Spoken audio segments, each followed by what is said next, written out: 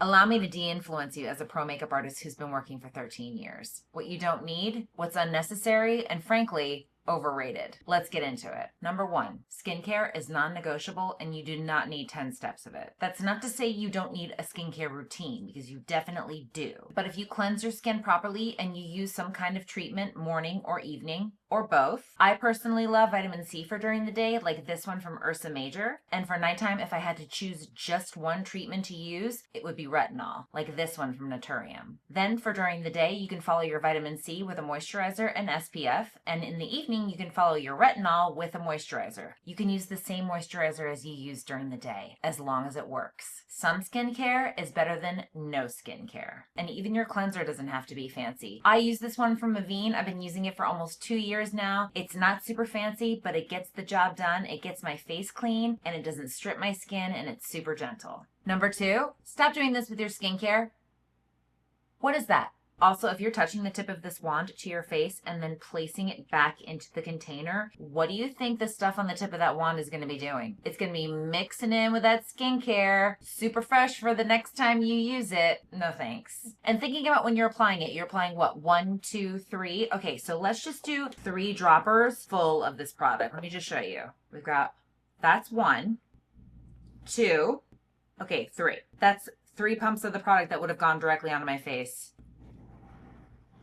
What? I don't even want to put this on my face because this is way too much. Emulsify things into your clean hands or use the back of your hand. Don't dispense it directly onto your face. It's a waste of product and a waste of your hard-earned money. Number 3, concealer can conceal, but it cannot cover eye bags, texture, puffiness, or wrinkles. I'm sorry. People ask me all the time, how do I get rid of my eye bags? How do I get rid of my wrinkles? Surgery or filler. That's pretty much it. Makeup cannot get rid of any of those things. And I'm going to show you. And I'm going to show you using my absolute favorite concealer. This is my ride or die. I love this concealer. This is what I reach for almost every single time I do a makeup, including on myself. So what better product to use, right, than one that I know does perform. However, it is not a miracle product. This will take away redness. It will take away darkness, and it will help you look more awake. And I'm going to apply some really quickly. I just want to show you, even under my eyes. So basically, I just took the concealer in the middle of my face. I did it down my nose, on my chin, under my eyes, and I feathered it into my cheeks. And as you can see, I look more awake, right? But if I lower my chin just a little bit, do you see? Right here, the bags? Makeup can't get rid of those. Let me show you in the natural light. So we're in the hallway of my building right now, but I wanted to show you exactly. You can see if I zoom in, right? Under my eyes, but look at that. Do you see?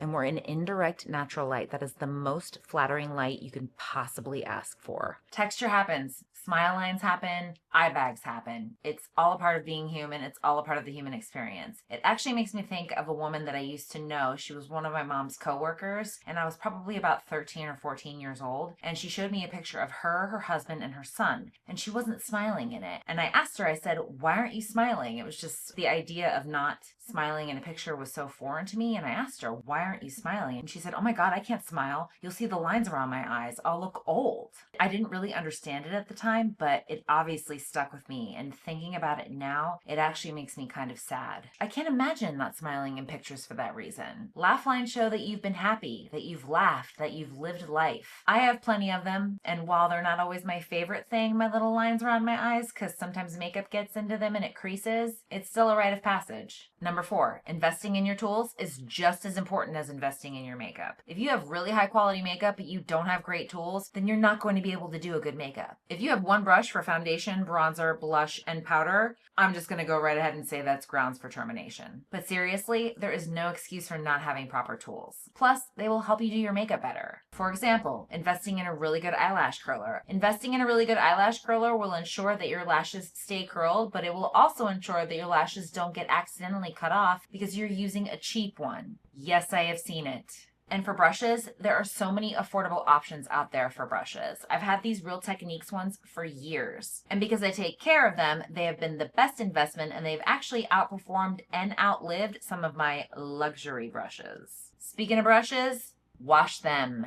Don't be dirty, because you will see the evidence all over your face, and it will not matter how many steps you have in your skincare routine, because your skin will be a mess. When I wash my brushes, both my personal ones and my professional ones from my kit, I use Dr. Bronner's soap. It's super gentle. This one is the lavender. I love the way it smells. It doesn't really leave a scent on the brushes, so it's not super aggressive, but this soap will get out even the most stubborn makeup. And I think I got like 6 of them on Amazon for $20. And if you want a step-by-step of how I clean my brushes, let me know in the comments below and I will make that happen. Number 5, this is a hill I will die on. A great brow will frame the face beautifully, and you can actually get away with wearing less makeup. Now I know this might sound funny coming from me, but less really is more. And by less, I mean color. If you go too dark, it will look too severe, and it also pulls focus. And it makes you look older too. See? Number 5, you do not need another eyeshadow palette. I have a few in my pro kit, but you know what I always reach for? These two from Makeup by Mario. Why? This one is neutral warm, and this one is mostly neutral cool. Oh, and there are some shimmers in there too. So together, you really don't need much else. Better yet, if you don't have those eyeshadow palettes, you know what works just as well?